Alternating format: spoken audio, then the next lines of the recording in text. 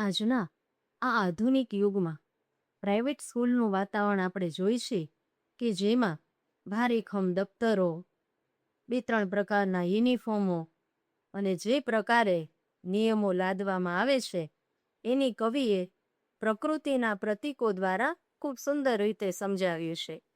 વાલીઓને પણ બાળકો પાસે અનેક પ્રકારની પ્રવૃત્તિઓ કરાવી છે, પણ એ નથી સમજતા કે આ પુલ જેવા બાળક પર આપણે કેટલો અત્યાચાર કરી રહ્યા છીએ. બાળકને સર્વાંગીણ વિકાસ કરવો હોય તો સ્વબળે જ ખીલવા દેવું પડે.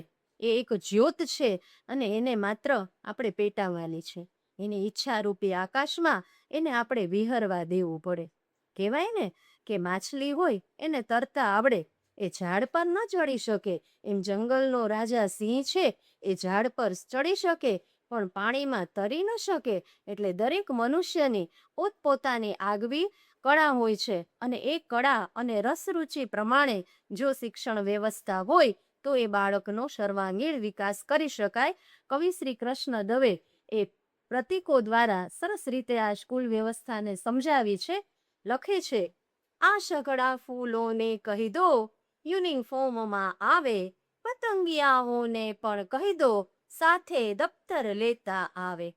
દરેક કૂપણને ફરજિયાત કમ્પ્યુટર શીખવાનું, લખી જણાવું વાલીઓને તુરત જ ફી ભરવાનું. માછલીઓને મન ફાવે ત્યાં આમ નહીં ફરવાનું, સ્વિમિંગ પુલના સઘળા નિયમોનું પાલન કરવાનું. ઝરણાઓને સમજાવો કે સીધી લીટી દોરે, કોયલને પણ કહી દેવું કે ટહુકે ના ભર બપોરે. અમથું અમથું કઈ વાદળીઓને એડમિશન દેવાનું, ડોનેશનમાં આખે આખું ચોમાસું લેવાનું. મારી એક નહીં પણ ચાલે છે 58 સ્કૂલો, આઉટડેટ થયેલો વડલો હળ કાઢે મારી ભૂલો.